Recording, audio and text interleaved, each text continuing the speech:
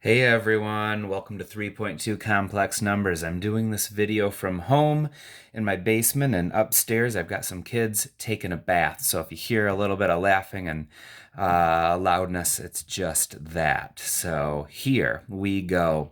3.2 is about complex numbers, and we could break that down into saying today's lesson is about different ways of classifying numbers. And we could say that specifically, if we're being honest, we're going to spend a lot of time learning about a new type of numbers today called imaginary numbers. So, first, let's start learning about all the different ways that we could classify numbers. So, any number period is a complex number. All complex numbers are either real or imaginary. So let's start over here with the numbers that are real, because those are the ones that we're familiar with.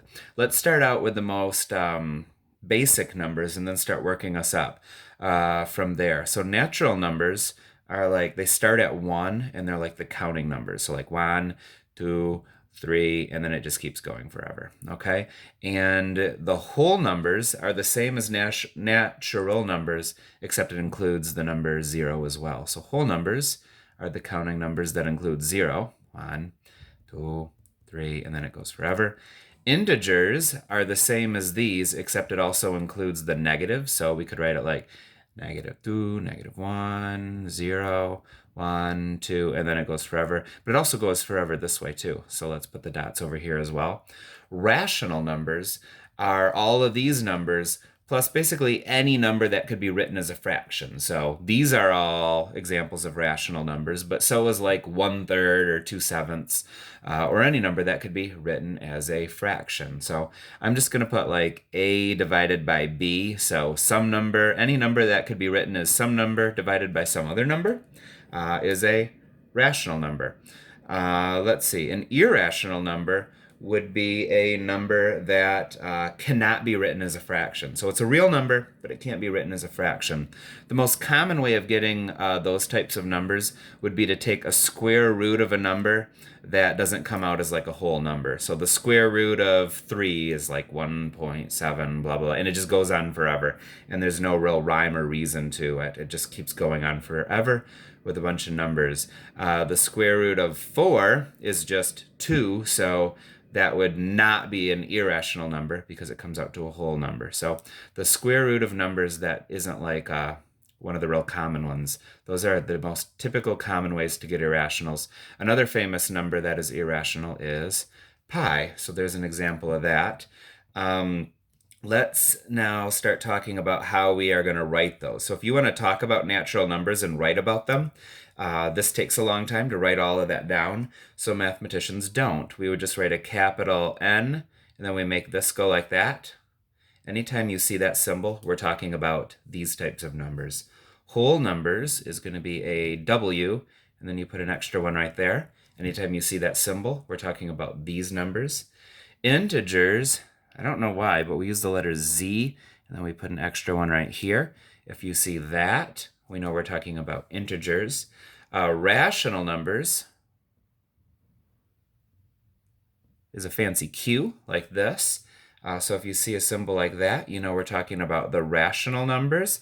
Let's see, why would we call it a Q? I don't actually know why, but I suspect that when you write numbers like a fraction, this is like a quotient, so maybe Q stands for quotient.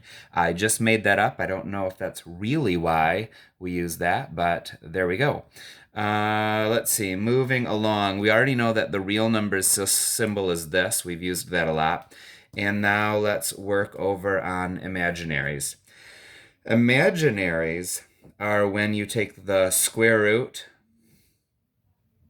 of a negative number. So like the square root of -2. That's an irrational number. A lot of times you might have had teachers in the past say you can't take the square root of a negative number. It doesn't work. If you put it into your calculator, it doesn't work. Well, it actually does exist, and it is a number. It's just an imaginary one. Before I move on to these problems, I just want to point out that imaginary numbers, they do exist. So a lot of times when we say imaginary, people think like, well, okay, then they don't actually exist. They do exist. It's just that they don't show up on a number line. So Like, for example, if you were to take this quadratic and say, where does this thing hit the ground here? Well, it doesn't really hit the ground, but it does still have solutions. They're just imaginary ones. Before we move on, I want to point out that the basic imaginary number is the square root of -1, and you need to remember this. Will you put like a little star or circle that? The square root of -1 is equal to I. The other thing I want you to know and take a little note on before we move down is that anytime you're working with an imaginary number, like let's say the square root of -7, you can always just take that and you can just take that negative and get rid of it. And instead, you can put an I on the outside like that. So the square root of -7 is equal to this. These are different ways of writing the exact same thing. That's going to help us out a lot when we get into our lesson. So with that said, let's move. No, there's one more thing. If you want to talk about irrational numbers, we don't really have a set letter that mathematicians use. So let's just go IRR. If you want to talk about irrational numbers, let's just use that today. And if a number is imaginary, let's just say that it's an imaginary and we'll actually just write it out. All right, let's start working on some problems. Determine which subsets of the complex numbers contain each number. So this number right here is 3. And that is one of these numbers, it's one of these numbers, it's one of these numbers, it's one of these numbers, it's one of these numbers. So it's all of those, except, can we just go a little bit further with this? Why is the square root of 9 3? The reason is because if you take 3 times 3, it gets you back to 9. However, I want you to think there's actually another number that if you times it by itself will get you back to 9, and that's -3 times -3 is also 9. So when you tell people, typically, if someone asks you, what's the square root of 9? Most typically you would just say 3 is the square root of 9. But in actuality, -3 is also the square root of 9 as well, because -3 times -3 also gets you back to 9. So for part A, we're going to say that the answer is plus or minus 3. And with that in mind, that's going to take out the whole numbers and the natural numbers. So which subsets contain this number? We would say the integers. We would say the rational numbers, so Q. And we would say the real numbers. All right, square root of 0 is plus or minus 0. And let's see, the whole numbers has that one. So we could say it's this one, this one, this one, or this one. So we could say that the square root of 0 is part of this set, this set, this set, and this set. So wholes, integers, rationals, and reals. Boom, boom, boom. Look at us go. All right, negative square root of 4. All right, so is this a imaginary number or a real number? Because this is not under the square root, this actually is not imaginary. This is a real number. So the square root of 4 is plus or minus 2, and so this is the opposite of that. So I guess you could say it's minus or plus 2, but we'll just say it's still plus or minus 2, and that is going to be part of, if it's -2 is part of it, then we cannot include these. So this is going to be the integers, the rationals, and the reals. All right, look at us go. All right, 4/9.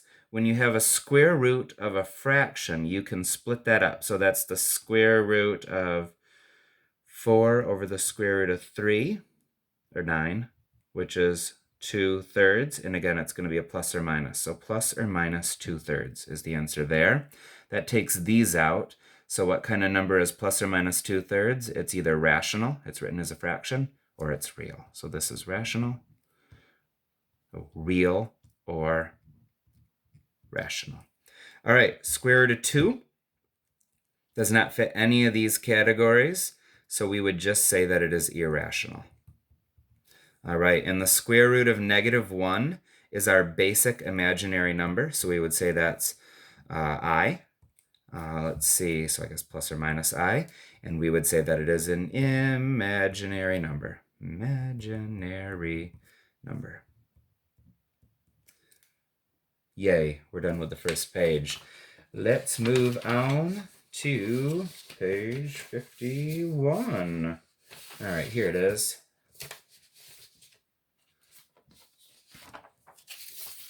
All right, we're just going to work through A through F, and then we're going to call that good for the first half of the video. So let's work these out together.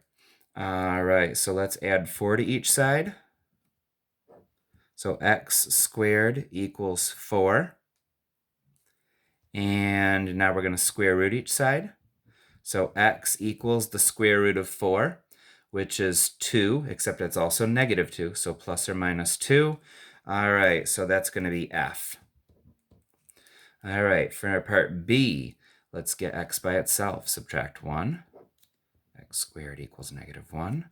Let's take the square root of each side. X equals, that's our basic imaginary unit, so plus or minus I. That's going to be a. And you can kind of see how this is going. All right, part C, add 1 to each side. X squared equals 1. Take the square root.